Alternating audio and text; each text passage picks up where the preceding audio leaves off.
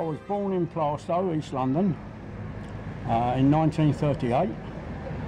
I lived there all my life with my mum, and eventually at 18 I was called up for national service, as was thousands of others. I did my basic training, did air training. From there we were sent on a 9-day embarkation leave because we were going to Malaya. We was called back after about 5 or 6 days because the crew had crashed and we went out there to take their place. We got on a plane at Stansted. It took 9 days to get out to Malaya because it kept breaking down. We eventually arrived at Nee Soon in Singapore. We spent 48 hours there, and from there we were shipped up to Kuala Lumpur, where I served the rest of my time out in air dispatch. What made you join the army? It was national service? In national service, you had to go in whether you wanted to or not. It was compulsory. Anyone that didn't did 2 years in the jail. So you did do 2 years anyhow. And it was whether you wanted to or not, but it was an eye-opener, and I liked it, I enjoyed it. Made some good friends. Did you have a choice as to which service you went to? Oh yes, you could pick, not so you always got in it, but you could pick. I mean, I put down originally for the artillery. Don't ask me why, I suppose I fancied shooting guns, but I eventually ended up in Royal Army Service Corps as a private. Started my basic training, and then I did a driver's course, and then we did air dispatch course, and you had to be a driver to get into air dispatch. Finished the course on there, and then we was immediately sent out to Malaya, and that's where we served out. Did you know what was going to happen? Did you know that there was a war to be fought? To be honest, no, I didn't. I knew the Japanese was out there during the war, but I thought it was all over and forgotten. Didn't know anything about it. And as a matter of fact, I was flying one day and a plane went down and crashed, and my dad knew that I was flying every 3rd day, and he knew I should be flying on that day, and he phoned up the War Office to see if I was one of them that had been involved in the crash, and they said it's classified information, they wouldn't tell him. And the next day it was in the old Daily Herald, just a little bit about an aeroplane had gone down and they couldn't find it. He hid the paper from my mum. The next day there was another little bit in the paper, but they were still looking for the plane and the flyers. Again, he went to the Ministry of Defence and so on, and they wouldn't tell him. It was on the 3rd day that a report came in the paper that the air crew were all safe, badly burned, but safe, and the air crew, unfortunately, had all died, all 3 of them. The pilot, navigator, and the 3 of them had died, but our lads got out. And it was only then that he said to me, Mum, he was nearly in a crash. But that's the way it went out there. How close did you ever come to crashing? We had an eagle come up and hit the engine, which messed the prop up. We also had a fire in the engine one day.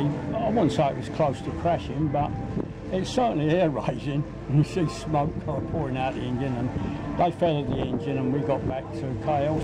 Here's a boy who was brought up in London, and suddenly you're in the jungle. That's right. How much of culture shock was it? Well, yes, because, I mean, you don't see nothing like this out here. There's 100-degree heat, 80% humidity, the insects and the biting, stinging insects. And yes, it certainly is an eye-opener. People didn't realise what was going on out there and how the lads were suffering, especially those lads that was on the ground. I mean, we was flying above it, but the poor lads on the ground, they was in it all the time. As I was when I was fighting the Japanese out there. It was rough. It was rough for them, no doubt about it. And they deserve every award they got.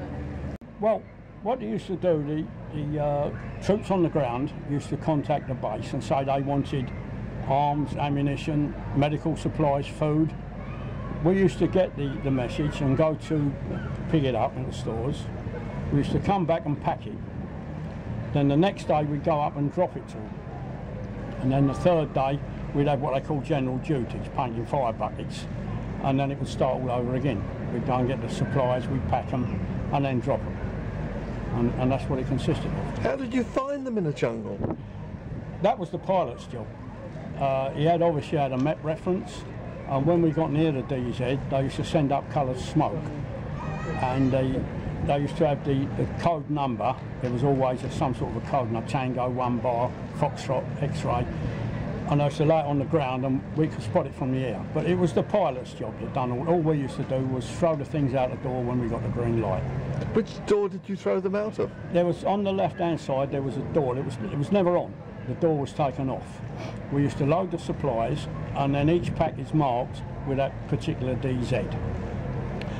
We used to get the packs ready, put them on a board, tie the parachute on, or clip it on and tie the static line, and you should just watch the light. And the pilot used to work out the height, the speed, the weight of the pack, and as we got near, as soon as the green light come on. What sort of plane did you fly? Valettas. I used to call them flying pigs because they had fat bellies on them. I used to call them flying pigs, and it was mainly Valettas. That's what we used to go up in, and the Dakota. So this was prior to helicopters? Oh no, they had helicopters out there, and they used to do drops from helicopters. But of course, helicopter is a static target. So you've got, whereas a Valetta is a moving target. So there's less chance of being hit by enemy fire. The helicopters were really for men climbing in and out of? Well, yeah, they used to take them into the jungle by helicopter. They used to make a clearing, land them by helicopter. The helicopter never touched down, as you say. They came down on ropes or landed, and they just took off and left them in the jungle. We went out quite a few times on jungle patrols.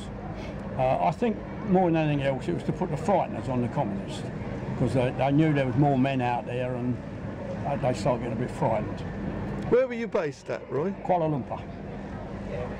Tell us a bit about Kuala Lumpur then, with the RAF base. Well, it was, yeah, we was in the army base, although we were right close to KL airport. And we used to load up in our base and drive down to Kuala Lumpur. It was only a couple of miles down the road. And then we used to load the planes from the lorries. And then sometimes used to do 2 or 3 sorties in one day. It depended on how far you went or how big. Occasionally we had landed down in Changi and had a night over there, had a night stop and left next morning.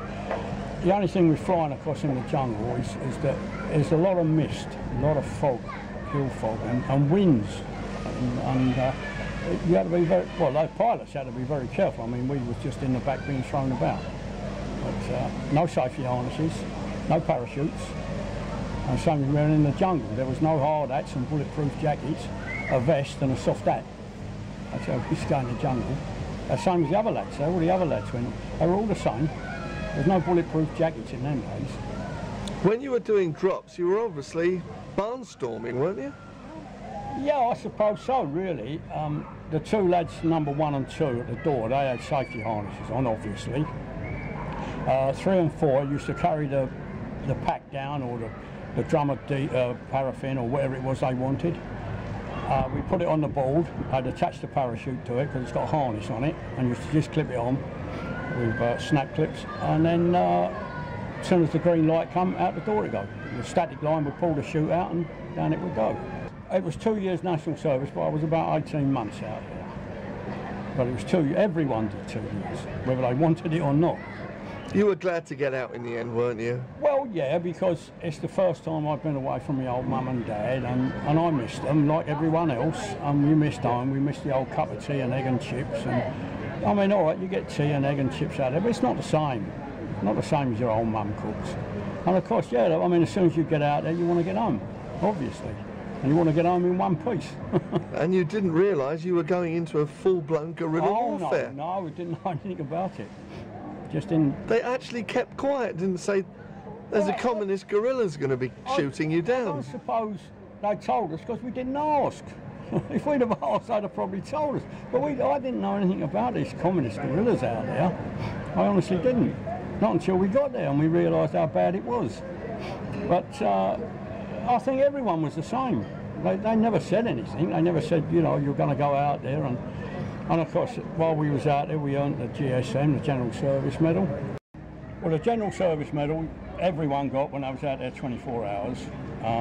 Most places, Hong Kong, anywhere where there was a conflict, you got the General Service Medal, which is this one. This one was given by the Malaysian government a few years ago. That was for people that was up there actually the day they got independence, and that's called the Pinget Jassa. How long have you had that one for? About 2 years. I had to go to Colchester to pick it up, and I received it from Major General Ottoman, who was in the High Command in Malaysian forces, and he gave us the medal. You must have been quite surprised after all these years to get a medal? Well, yeah, in actual fact, I was in hospital at the time when I found out about it. I was having my eyes done, and my wife came up and she said, "When was you out in Malaya?" So I said, 57, 58. Well, she said, "You're going to get a medal." I said, "What medal?" She said, "The Malaysian Medal of Honour." She said, "They're going to give it to all troops that was out there during that time." How did you get the good news that you were coming home to Mum and Dad? Oh, well, at the end of your time, when the 2 years was done, when everyone had it marked on their calendar when they was coming home, and you counted the days down from about 3 or 4 months before. Yeah, every day you got, they used to call it getting peachy. That's getting nearer to coming home time.